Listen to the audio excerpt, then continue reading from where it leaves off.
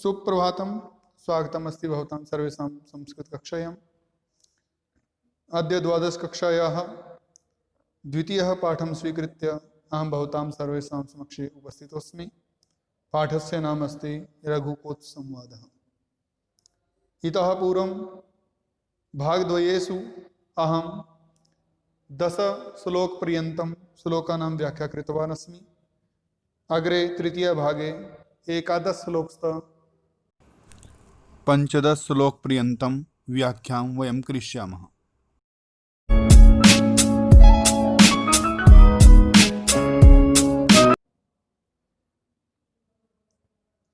श्लोकः अस्ति ततो यथावद्विहिताध्वराय तस्मै सम्यावेश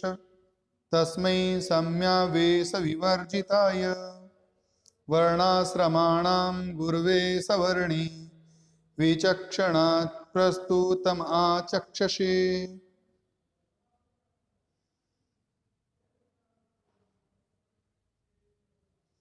अन्वयः ततः यथावत् विहित अध्वराय समय आवेश विवर्जिताय तस्मै वर्ण आश्रमाणां गुर्वे स विचक्षणः वर्णिः प्रस्तुतम् आचक्षसे।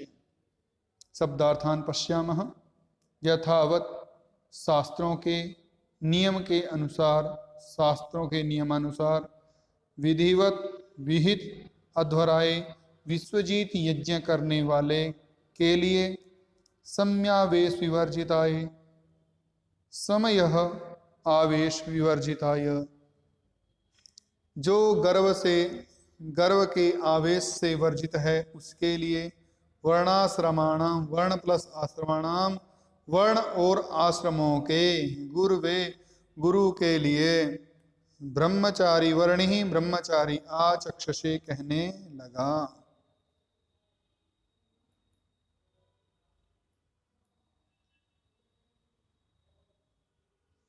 सरलार्थ देखिए। तदनंतर विधि पूर्वक अथवा शास्त्रों के नियम अनुसार विश्वजीत यज्ञ करने वाले गर्व के आवेश से वर्जित राजा रघु से चारों वर्णों तथा आश्रमों के नियामक अपने गुरु वर्तंतु से उस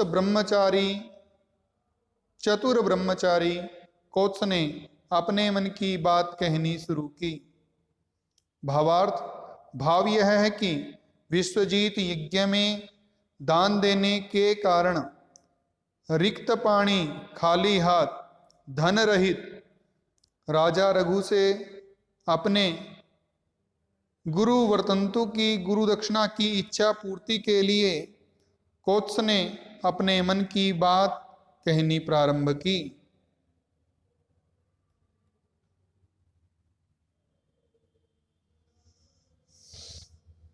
अग्रिमः श्लोकः समाप्त विद्येन मया महर्षि विज्ञापितो भूत गुरुदक्षिणायै सा मे चिराय स्खलितोपचारां तां भक्तिमेवागण्यत् पुरस्तात्।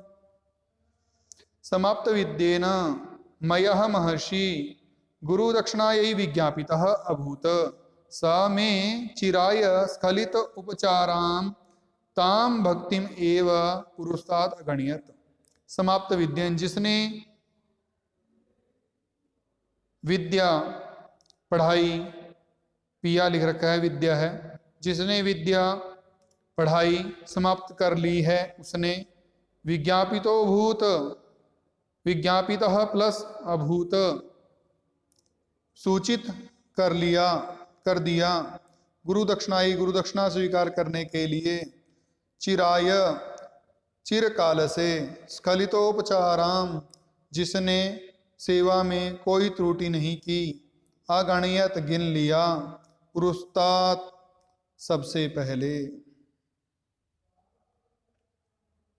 व्याख्या देखिए।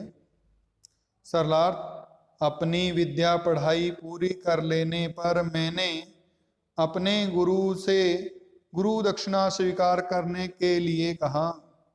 उन्होंने मेरी चिरकाल से की गई त्रुटि से रहित उस भक्ति को ही सबसे पहले गिन लिया।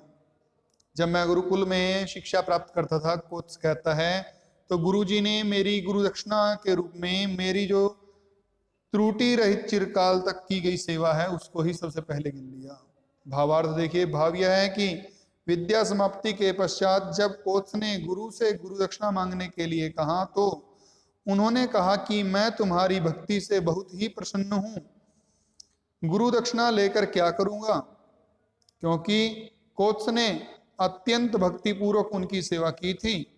उनकी भक्ति गुरु दक्षिणा के समान ही थी। अगला श्लोक। निर्बंध संजात तरुषार्थकार्ष्यम मचिन्तयेत्वा गुरुणा मुक्ता वित्तस्य विद्या परिसंख्यया मे कोटिचतस्रोदश्चाहरेति। निर्बंध संजात तरुषा गुरुणा अर्थकार्ष्यम अचिन्तयित्वा अहम उक्ता विद्या परिसंख्यया मे वित्तस्य चतस्रः दश च कोटि आहर इति। निर्बंध संजात तरुषा, बार बार प्रार्थना किए जाने से नाराज गुरु ने, तरुषा होता है गुरु, निराश या गुरु जो हैं रुष्ट हुए, नाराज गुरु जी ने अर्थ कार्श्यम, अर्थ संकट या दरिद्रता या गरीबी, अचिंतयित्वा बिना विचार किए, बिना सोचे, वित्तस्य धन की, विद्या परिसंख्या विद्या की गणना के अनुसार, कोटि ही करोड़, चतस्रः 10 च 14 आहर लाओ, अर्थात 14 करोड़ सोने की मुद्राएं लाओ। व्याख्या सरलार्थ देखिए।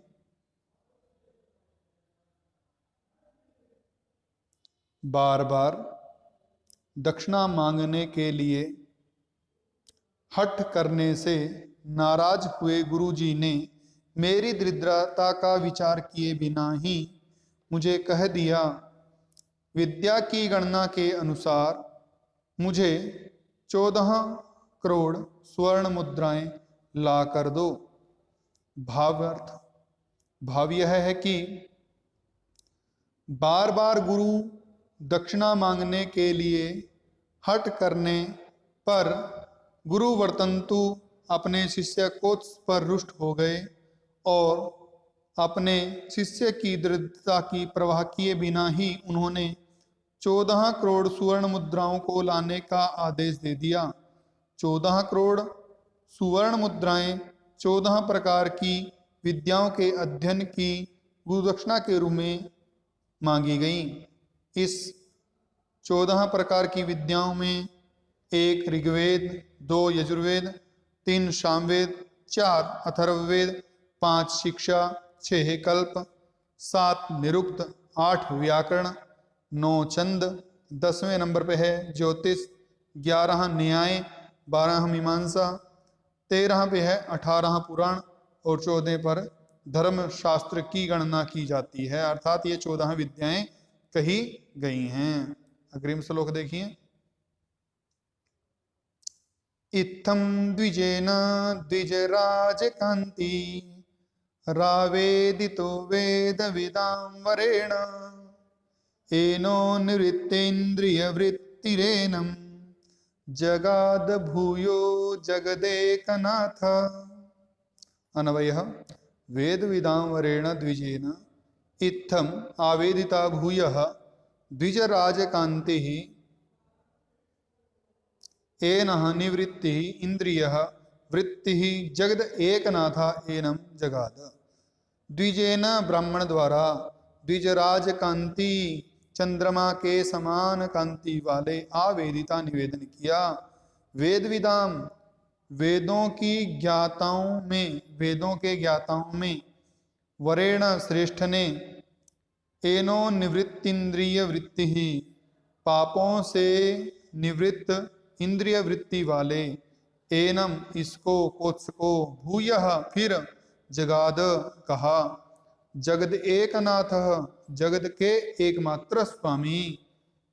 सरलार्थ देखिए,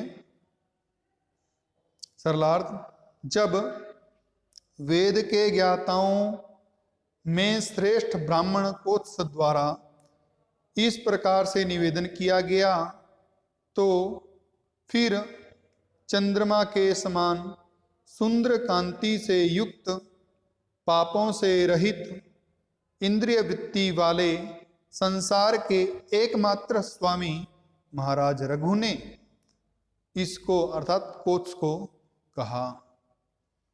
भावार्थ देखिए, भाव यह है कि अपने गुरुजी की को 14 करोड़ सुवर्ण मुद्राएं देने की बात जब कोत्स ने रघु से कही तो उसके उत्तर में राजा रघु ने जो कुछ कहा अग्रिम श्लोक में वर्णित है।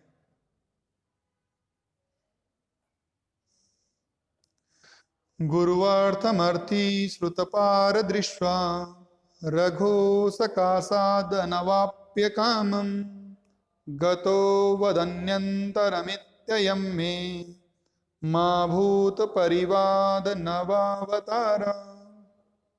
श्रुतपार दृष्ट्वा गुरुवर्थम अर्थी रघो सकाशात् अनवाप्य कामं वदन्यन्तरं गतः इति अयम मे परिवाद नवावतारा मा भूत। गुरु अर्थम गुरु दक्षिणा के लिए अर्थी याचना करने वाला श्रुतपार दृष्ट्वा वेद पाठी ब्राह्मण रघो रघु के सकाशात पास से अनवाप्य न पाकर कामम इच्छानुसार या इच्छा को जो इच्छा चाहता है चाहने कामम इच्छा को गता चला गया वदन्यंतरम दूसरे दाता के पास अयम यह मैं मेरी माभूत न हो मत होवे परिवादा निंदा नवावतारा नया अवतरण।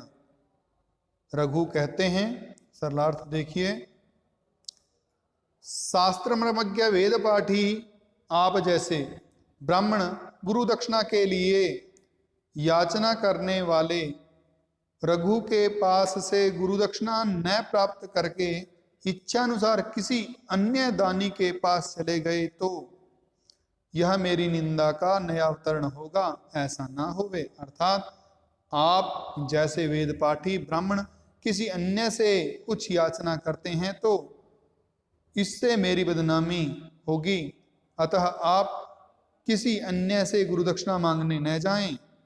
भावार्थ, भाव यह है कि आपके समान वेद पाठी ब्राह्मण हमारे पास आए और यहां से निराश लौटकर किसी दूसरे का द्वार झांकें, इससे मेरी बदनामी होगी, अतः ऐसा नहीं होना चाहिए। धन्यवाद। जयतु संस्कृतम जयतु भारतम, पुनः मिलामः।